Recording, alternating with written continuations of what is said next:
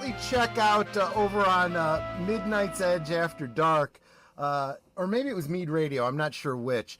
Tom Connors did a song of Joker 2, and it's the two main characters here lamenting what's gone wrong with their movie. And he's like, "Why did I have to be,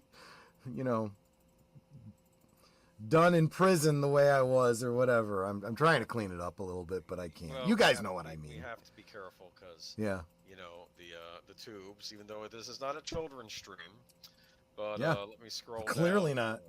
not. Joker Folie Deux was primed to be another twisted comic book smash. Instead, the sequel to 2019's billion-dollar hit Joker is a box office disaster. So far, the offbeat musical about Batman's notorious foes grossed $51.5 million domestically and $165 million globally after 2 weeks of release. By comparison, the first Joker generated $96.2 million domestically and $248.4 million globally after 3 days of release. The sequel won't earn anything near that much by the end of its theatrical run, with ticket sales and projected the stall at a lifetime gross of $65 million domestically and $210 million to $215 million globally when Folie Deux leaves the big screen. That's a huge problem because Joker 2 cost $200 million to produce and roughly $100 million to market and distribute. At this rate, the film won't get anywhere close to $450 million needed to break even in its theatrical run. Ticket sales are split between studios and theaters owners. Sources at Warner Brothers say the movie will break even at $375 million after critics and audience flat out rejected the big budget tentpole, which received 33% rotten average on Rotten Tomatoes and rare D grade on CinemaScore. It's shaping up to be one of the year's biggest catastrophes. It's now poised to lose at least $150 million to $200 million in its theatrical run, according to the estimates of insiders as well as 3 rival executives with knowledge of similar productions. One source speculates the film will end up losing its backers just north of $200 million, while another believes the damages may be closer to $125 million. Any estimates suggest by anonymous insiders or rival executives are grossly wrong and continue to trend where rumor is reported as fact. A Warner Brothers spokesperson said in a statement, "The film continues to play in a theatrical release, including with this week's opening in China, and will continue to earn revenue through its home viewing and ancillary run." China to the rescue, right? Yeah. Yeah, exactly. I do not understand why this budget blew up as much as it did. I guess it was because of the actors involved and the director, but the original movie was modestly budgeted. So if they had the same budget like the original had, they wouldn't be in this trouble right now, right? I really do feel that there's more going on behind the scenes than we're aware of. I am wondering if this is the director who didn't want to do a sequel saying, "Okay, screw you guys," and then blowing out the budget and basically saying, I told you we shouldn't make a sequel of this thing.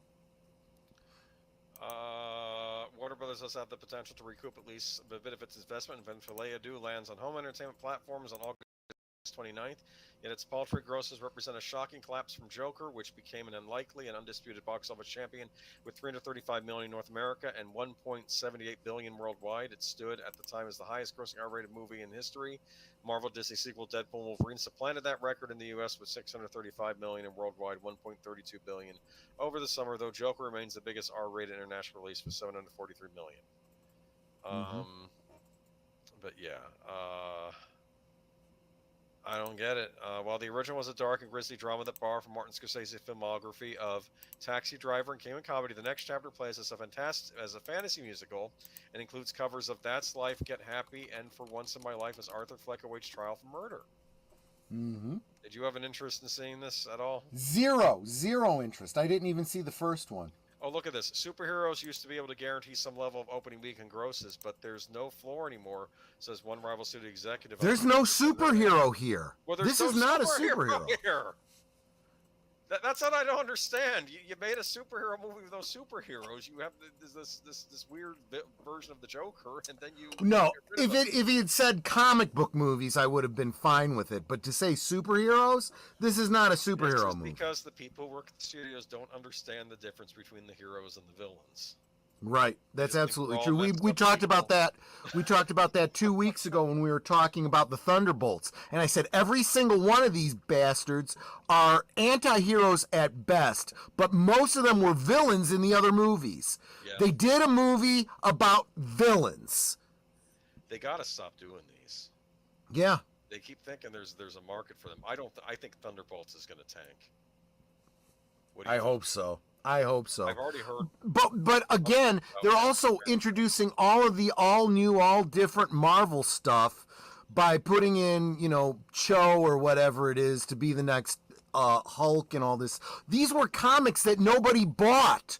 Why would people think that these would make good movies? Well, they probably figured the audience is completely different. Like the Marvel audience just eats up anything Marvel related, and they never bothered reading the comic books anyway, right? People are stupid. Yeah. That's probably what they thought. Well, They yes, people whatever. are stupid. People making these movies are stupid.